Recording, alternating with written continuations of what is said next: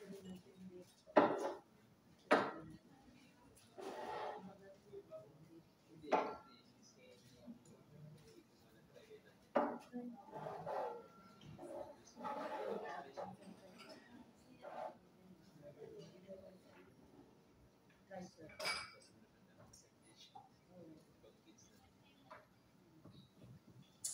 morning! Good morning.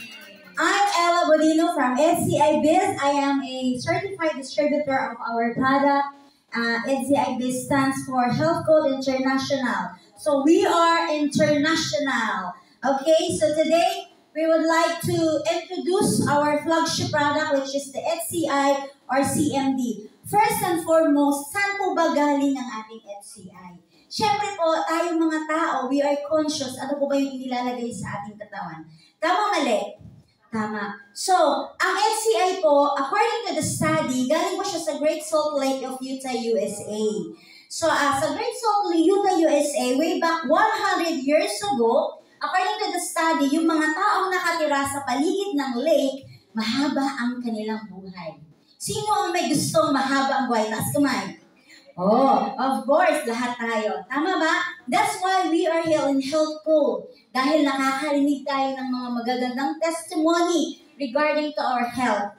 Right? So, sa mga taong nakatira sa paligid ng Great Salt Lake, Utah, USA, according to the study, mahaba ang kanilang buhay. At sabi ng mga scientists, why is that so? So, pinag-aralan nila yung lifestyle. Nakita nila na ang mga taong nakatira doon, way back 100 years ago, gumagamit sila ng tubig mula sa lake. So, it means, ang pinaka-common denominator, tubig mula sa lawa. So, ito po yun. So, this CMD is a gift from God. This is not made by human. Okay? Remember, this is very important to know for us as a distributor that saan galing ang NCI because this is the flagship of our company. Si NCI po ay bigay ng Diyos. This is a natural resources. So, hindi siya ginawa ng tao. Ang ginawa lang po ng NCI, meron po tayong factory doon at doon po yung iniimbak or iniipot. It takes years after years bago po tayo nag-harvest ng ating NCI at nililinis po ito kasi masyado pong mataas ang sodium content. Maalat. Okay? So, ang nilagay ng NCI, konti lang po ang iniwan nila na sodium na sakto for human consumption. Okay? So, ngayon, ang NCI po, CMD is ionic minerals. There are 72 ionic minerals na matatagpuan po dito sa ating NCI CMD. Ngayon, tatanungin ko kayo, naniniwala ba kayo na meron kayong kuryente sa inyong katawan? Yes. Yes. Naniniwala ba kayo na ang tubig is a great electricity conductor? Yes. So ngayon, for example, merong bagyo, bumaha, at merong poste na natumba. So nung natumba yung poste, tumama sa tubig, baha. Malayo ang poste, ikaw na tao, ay pagpalagay mo na wag ng tao, masyadong brutal, aso. May aso na dumaan, hindi niya alam na yung tubig baha na kanyang tatapakan ay mayroong poste na nakatumba doon. Anong mangyayari? Possible? Makukuryente. Tama mali? Tamang-tama. So, ibig sabihin, this is the evidence na yung tubig po is a water conductor. Tama? So, ang aso may buhay, ang kuryente may buhay. Now, sino dito ang hindi umiinom ng tubig? Wala. Kasi lahat tayo umiinom ng tubig. Why? According to the doctor, we need at least 8 glasses a day. Pero aminin natin o hindi tayo nakakainom ng tubig, which is our body needs. Tama ba? So, gagamitin natin itong tubig na ito. Kunyari, ito yung tubig baha. Wala, nanginginig ako. Promise. Tapos, for example, ito naman yung poste. So, ayan po. May kuryente. So, ito yung poste, bumagsak. Ito naman yung aso, naglakad kasi walang isip, di niya alam. Ayan, magkahiwalay po yan. So, ano po nangyari? Is there any conduction? O, di ba? Oh, Jesus. Pagalitan ako ni Sir John Mel. Di ba? May kuryente po ba? Wala. Why? This water, as we call this one, a criminal water. Why? This is useless. Pampamatid uhaw lang po. As you can see, dumaan sa proseso, tinanggalan ng minerals, tinanggal din ng dumi. Kayo po ba umiinom ng tubig baha? Hindi, syempre baha. Madumi. Nandun yung minerals. Itong iniinom natin dahil malinis. Tama ba? Tamang-tama. Ngayon, paano natin bubuhayin ang tubig na namatay o pinatay because of the process? Ito pong ating CMD, there is 72 ionic minerals in just one drop. Could you imagine? One drop! Wow, wala bang palaktak dyan? Wow! Ibig sabihin, nagkaroon siya ng buhay, nagkaroon siya ng electricity conduction because this is ionic. That's why, ang mga pasyente ninyo, meron kayong makasalubong na high blood, inatake, epilepsy. Nangyari na po yan sa akin. Pag may CMD ka, dahil mo ba may butika? Dahil doktor ka sa kanila, maliligtas ka sa kanila. Diyos ang tingin nila sa iyo. Bakit? Natulungan mo sila. Bakit po? Ipatak nyo sa ilalim ng dila. 3 to 5 drops under tongue. Let it sit for 2 to 3 minutes. Wala pang 5 minuto. Yung taong nahihilo, maglalakad na. Yung taong nangingisay dahil may epilepsy, titino na siya. Yung taong masakit ang ulo, pwede na ulit umakbo, maglakad, maglaba, kung ano man ang kanyang gusto gawin. In just drop of our NCIBIS CMD. Now, bakit ba ganito siya ka-powerful? Yun nga, meron siyang ionic. Pag sinabing ionic, instant yung effect. Ito pong ilaw at saka electric fan, this is the representation of our body. Ito yung buhay ng tao. Isipin mo, ito yung buhay mo. Ito naman yung inyong vital organs. Okay? According to the study, katulad ng mga nasa ospital, bakit dinadala ang tao sa ICU? 50-50. Like this. Tama ba? Andak-andak na yung buhay, mamatay, mabuhay. Pero ang tao na walang sakit, ano? Sino yun? Tayo yun. Palakpakan nyo yung mga sarili. Tayo yun, wala tayong sakit. Nag-ESCI-CMD tayo. Okay? So ngayon, kapag ang tao na meron ng sakit at hindi nagsi-CMD, ganyan na po siya. So, di ba? Ngayon, kapag iinom ka ng tubig, magkakaroon ka ng instant kuryente. Pero yung mga tao nasa ICU, hindi mo na kailangan yan, painumin ng tubig. Ibuhos nyo na yung CMD. Huwag po kayong matakot. Marami na po akong nabigyan. Marami na po tayong nasubukan. Huwag kayong matakot. Huwag nyo lang ipakita sa doktor. Tama.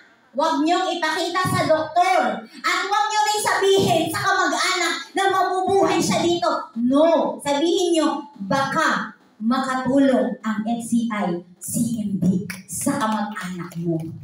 Napakaganda. Tama ba? Next, kapag ang ating katawan ay kompleto ng minerals, ibig sabihin yung function natin ay hindi aandap-andap. Okay, now, according to Dr. Linus Pauling, sino po kasi Dr. Linus Pauling? Dr. Linus Pauling is a 2-time Nobel Prize Award winner. According to the study, si Dr. Linus Pauling po ay isang pinakamagaling sa kanyang larangan sa medisina. So, ibig sabihin, siya po yung nagsabi na you can trace every sickness, every disease, and every ailment is a minerals deficiency. So, ano po ba ang meron sa ating NCI? Ibig sabihin, kaya nga, lagi namin sinasabi, solusyon sa lahat ng sakit. Hindi po kami ang nagsabi nun, ang siyensya. Si Dr. Linus Pauling is a Nobel Prize Award winner. The fact alone na 2 beses siya nabigyan ng Nobel Prize, ibig sabihin, magaling at sobrang galing. Tama po ba? So, kakulangan ng minerals ang naging sanhi ng lahat ng karamdaman ng tao. Tama, mali? Wala, di ba? So, minerals and supplementation. Kaya nga, why NCIBIS hindi mapapantayan 20 years in the Philippines and all over the world? Kasi po, we are not number one, the only one na totoong nagsasabi that this is 72 ionic minerals in this sa bote po na ito. Alam niyo po, sabi nga, narinig ko kanina, I was happy when I heard that Christ mineral drop, it's true. Dahil may mga buhay po na nailigtas. Ayan. So, eto po, sabi dito, ang pinaka dahilan kung bakit nagkakaroon ng cancer, kung bakit nagkakaroon ng heart disease, kung bakit nagkakaroon ng high blood, or any other disease and ailment, because your body is acidic. This is the signal na ang katawan mo ay acidic. Ibig sabihin, you are prone, you are open in all diseases. Diba? Hindi ka ligtas. So bakit ba tayo nagiging acidic? Simple, dahil umiinom tayo ng tubig na acidic. Simple, dahil paborito ng mga lalaki at ng babae na rin ngayon. Tama ba? Ito naman, paborito ng lahat. O, sino hindi umiinom ng soft drinks? O, wala. Palakpakan natin yung umiinom ng soft drinks. Ayan! Kaya mo benta ang CMD dahil maraming matigas ang ulo. Tama ba? So now, according to the study, if you can see the pH scale, this is from Science Laboratory, this is a litmus liquid. Kapag pinatakan mo yung isang solution, if you can see na siya ay madilaw, it indicate na siya ay acidic. Tama ba? Kapag acidic ang isang katawan ng tao, ibig sabihin, ikaw ay prone sa arthritis, prone sa rheuma, prone sa sakit ng puso, prone sa sakit ng pera. Bakit? Kapag may sakit, Kapag may sakit ka, anong mangyayari sa'yo? Hindi agad. Magpapadoktor muna tayo. Di ba? Sino ang nagkakapera? Ang ospital, ang pharmaceutical. Kasi acidic ka. Sinisikmura ako. Dahil wala kang alam, hindi mo alam ang CMD. Dok, hindi na ako makakain, hindi na ako makatulog. Hindi mo alam. Dahil lang naman sa tubig na iniinom mo. Tingnan mo, isang patak. Ano ang mangyari? Sabi, kapag blue alkaline. Alam niyo po, ang isang katawan na alkaline or alkalinity, mahirap kasukin ng kaaway. Mahirap kasukin ng mga sakit. Why? It means you are healthy. You are disciplined with your daily diet. Kasi sabi nga ng doktor, what you eat is what you are. Kung matakaw ka, sabi ni Sir, paborito niya lahat masasarap, acidic ang katawan mo. Okay? So, eto naman, yung ating alak. Kaya ang ating mga tatay, kapag nag-edad na ng baso please. Ayan, kapag nag-edad na ng 30, kasi nagsimula siya ng 12. Alam niyo paano 12 anos nagiinom na ngayon? 12, nagiinom na. 13, nung nag-asawa, ayaw na nila sa bahay nila, gusto na lang lagi nilang maglasing. Bakit? Maingat yung asawa nila. Tama ba? Kaya gusto na lang nilang maglasing. Kaya yung mga tatay natin ngayon, 35 pa lang, may high blood na. Alam niyo po ba sa batch ko, marami nang namatay. Kung tutuusin, kaya-kaya ng aking HCI. Alam niyo yung sakit nila? Acidic. Hindi raw nakahinga. So, ayan. So, pero, ito kung hindi po natin ini-encourage siya, pero may tip. Kapag lasing ka, uminom ka ng 20 to 30 drops, tanggal ang lasing mo. It's guaranteed. Titino ka ulit. Okay? Pero huwag niyong gagawin kasi masama ang alak. Okay? Hindi lang siya biblical. Talagang sa siyensya, alak ang isa sa mga dahilan kung bakit nagkakaroon ng mga chronic diseases. Tama ba, Dok? Okay. So, ito namang soft drinks. Wow! Paborito ng lahat. Bata, matanda, may ngipin o wala, kalbo, may buhok, name it, you have it, you love soft drinks, right? O, palakpakan natin yung hindi umiinom ng soft drink. Huwag kayong pumalakpak, umiinom kayo, alam ko. Isang patak, ayan, walang mangyayari. Alam niyo po, 300 bago to mag-neutralize. Ganon ka-acidic yung soft drinks. Ilang ml to? 500 ml? Sasayangin nyo ba yung isang bote nyo para lang mag-neutralize ang nilaklak nyong ganito maraming soft drinks? I dare you not. Kaya, pag magbibigay kayo sa mga mahal nyo sa buhay, huwag muna sa benta, sa mahal muna sa buhay, una nyong ipagbawal ang pag-inom ng soft drinks. Okay? As you can see, isang patak, ipagsama-sama natin dyan. Ipagsama-sama natin lahat yan. Kahit lahat pa yan, ano pong mangyayari? Tatalunin at tatalunin yan. Okay? Kung merong numero 1, ito rin numero 1. Okay? Sabi nga nito, the darker, the acidic. More acidic siya. Okay? So, wag na tayo dyan. Tapos na tayo dyan. Next. According to the study, ang mga tao, kapag bata pa, malinis ang colon. Tama? Baby, gatas ka lang. Okay? Sabi ng doktor, after 6 months, bago uminom na ang tubig. Pero ako, pinapainom ko agad yung anak ko eh. Basta, syempre nakakapagod kayo magpa-daddy lagi. Tubig din, di ba? Halo. Pero, ayun. So, according to the study, malinis yung colon niya. Pero, nung lumaki na, naturuan na natin. Di ba? Napainom na natin ng soft drinks. Napakain na natin ng kung ano-ano. Taba, chicharon, baboy, hotdog, processed food, ketchup, toyo, suka, lahat. Name it, acidic. At yan po ay nagbibigay ng harm sa ating katawan. So, this is your colon. So, masarap ang lechon, tama? Masarap ang chicharon. O, masarap ang lahat. Nag-McDo, nag-Jollibee, nag-Chowking, nag-Kenny Rogers, lahat nakatanggap ng ayuda. Kaya ang daming nakain. Tama ba? Ganito kadumi. So, paano? Sabi na mag-aaral, kung gaano mo rin nililinis ang bahay mo, dapat ganun din ang katawan mo. Eh, naliligo ka ilang beses? 1, 2, 3. Ama ba? Lalo na tayong mga Pinoy. Napaka-arte natin. Malagkitan lang. Ayaw na natin. Naliligo. Pero naiisip nyo ba kung paano nyo linisin ang colon? Ibig sabihin, kung ang colon mo ay madumi, kahit anong paglilinis mo sa labas, madumi ka pa rin. Okay? So ngayon, yung kinain mo na karne, hindi mo agad na ilalabas yan. Alam nyo ba na isang haba ng covered court ang bitukan ng tao?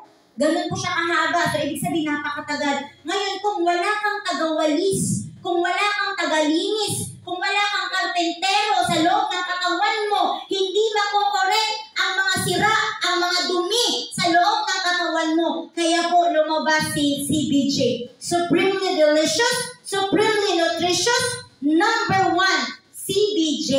Ayan. So ito pa ay napaka-natural. Konti lang. Nakita ko kanina, ang dami nila maglagay. Sayang. Ganito lang oh. Ayaw. Hindi ayaw matanggal eh, nakadikit. Ayan. Ayan po oh. So palakpak naman dyan. Ano ba naman yan? O diba? Maganda, sobrang ganda. Sobrang ganda. Sobrang ganda talaga, lalo na kung titikman nyo yan. Diba? Hindi nyo malalaman na maganda yan kung hindi nyo matitikman. Ganito, ang tip namin, lalong-lalo na sa mga constipated, sa gabi, bago matulog, lukewarm water, patakan ng 10 patak, at ilagay ang isang sachet ng CBJ, at uminom ng 5 pirasong CBF bukas ng umaga. Hindi kayo makakatulog. Ilalabas niya lahat. Makikita nyo may mga taba-taba pa. Okay? Lahat ng dumi, lilinisin po kasabay ng ating power trio, yung ating colon.